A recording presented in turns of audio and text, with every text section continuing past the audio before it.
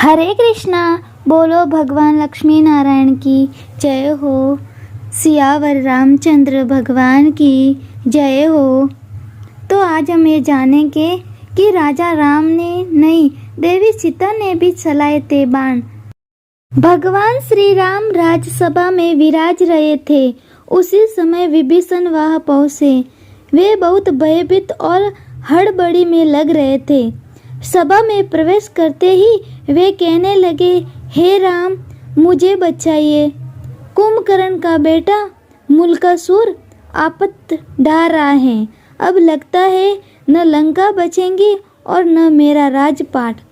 भगवान श्री राम द्वारा ढांढस बधाए जाने और पूरी बात बताए जाने पर विभीषण ने बताया कि कुंभकर्ण का एक बेटा मूल नक्षत्र में पैदा हुआ था, इसलिए उसका नाम मूलकासुर रखा था।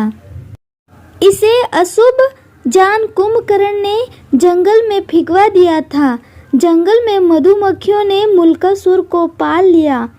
मूलकासुर जब बड़ा हुआ तो उसने कठोर तपस्या करके ब्रह्मा जी को प्रसन्न कर लिया। अब उनके दिए वर और बल के घमंड में भयानक उत्पात मचा रखा है। जब जंगल में उसे पता चला कि आपने उसके खानदान का सफाया कर लंका जीत ली और राजपाट मुझे सौंप दिया है, तो वह ब्रताया हुआ है। भगवान, आपने जिस दिन मुझे राजपाट सौंपा उसके कुछ दिन बाद ही उसने पातालवासियों के साथ लंका पहुंचकर मुझ पर दावा बोल दिया है।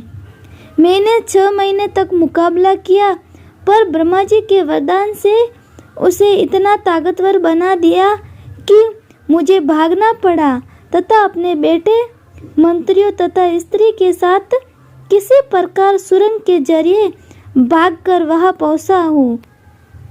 उसने कहा कि पहले धोखाबाज भेदिया विभीषण को मारूंगा, फिर पिता की हत्या करने वाले राम को ही मार डालूंगा। वह आपके पास भी आता ही होगा। समय कम है, लंका और अयोध्या दोनों खतरे में हैं। जो उचित समझते हो तुरंत कीजिए। भक्त की पुकार सुनकर श्री राम जी हनुमान तथा लक्ष्मण सहित सेना को तैयार कर पुष्पक विमान पर चढ़कर लंका की ओर चल पड़े। मूलकासुर को श्री रामचंद्र के आने की बात मालूम हुई। वह भी सेना लेकर लड़ने के लिए लंका के बाहर आ डटा। भयानक युद्ध छिड़ गया। 7 दिनों तक घोर युद्ध होता रहा। मूलकासुर भगवान श्री राम की सेना पर अकेले ही भारी पड़ रहा था। विभीषण ने बताया कि इस समय मूलकासुर तंत्र साधना करने गुप्त गुफा में गया है। उसी समय ब्रह्मा जी वहां आए और भगवान से कहने लगे, रघुनंदन, ईशु तो मैंने स्त्री के हाथों मरने का वरदान दिया है। आपका प्रयास बेकार ही जाएगा। श्री राम, इससे संबंधित एक बात और है, उसे भी जान लेना फायदेमंद हो सकता है। जब तक इसके भाई बिरादर लंका युद्ध में मारे जा चुके, तो एक दिन इसने मुनियों के बीच दुखी होकर कहा, चंडी चिता के कारण मेरा समूचा कुल नष्ट हुआ। इस पर एक मुनि ने नाराज होकर उसे श्राप दिया, दुष्ट, तूने जिसे चंडी कहा है वही सीता तेरी जान लेंगी। मुनि का इतना कहना था कि वह उन्हें खा गया। बाकी मुनि उसके डर से चुपचाप खिसक गए। तो हे राम, अब कोई दूसरा उपाय नहीं है।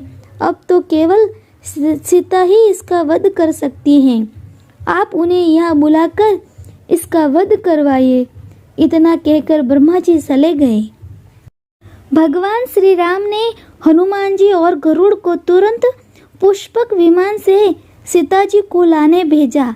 इधर सीता देवी देवताओं की मनौती मनाती, तुलसी, शिव प्रतिमा, पीपल आदि के फेरे लगाती, ब्राह्मणों से पाठ रुद्रिया का जप कराती, दुर्गा जी की पूजा करती कि विजय श्री राम शीघ्र लौटे।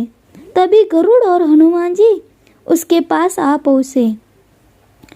पति के संदेश को सुनकर सीता जी तुरंत चली। भगवान श्री राम ने उन्हें मुल्कासुर के बारे में सारा कुछ बताया। फिर तो भगवती सीता को गुस्सा आ गया। उनके शरीर से एक दूसरी तामसी शक्ति निकल पड़ी। उसका स्वर बड़ा भयानक था। यह छाया सीता चंडी के वेश में लंका की ओर बढ़ चली।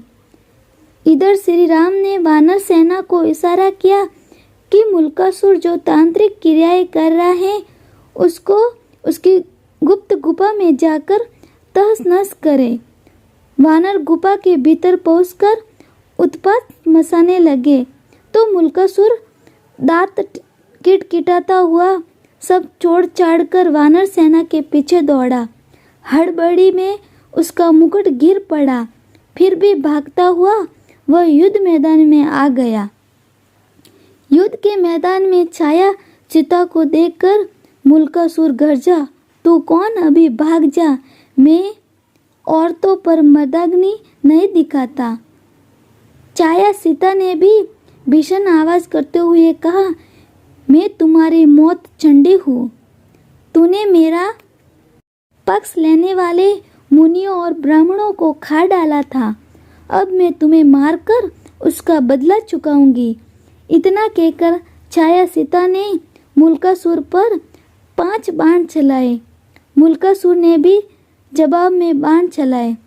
कुछ देर तक घोर युद्ध हुआ, पर अंत में चंडी अस्त्र चलाकर छाया सीता ने मुल्कासुर का सिर उड़ा दिया और वह लंका के दरवाजे पर जा गिरा। राक्षस हाहाकार करते हुए इधर उधर भाग खड़े हुए। छाया सीता लौटकर सीता के शरीर में प्रवेश कर गई। मुल्कासुर से दुखी लंका की जनता ने माँ सीता की जय जयकार की और विभीषण ने उन्हें धन्यवाद दिया। कुछ दिनों तक लंका में रहकर श्री राम सीता सहित पुष्पक विमान से अयोध्या लौट आए। तो इस प्रकार राजा राम ने भी नहीं, देवी सीता ने भी चलाए थे बाण। हरे कृष्णा। बोलो सियावर रामचंद्र भगवान की जय हो।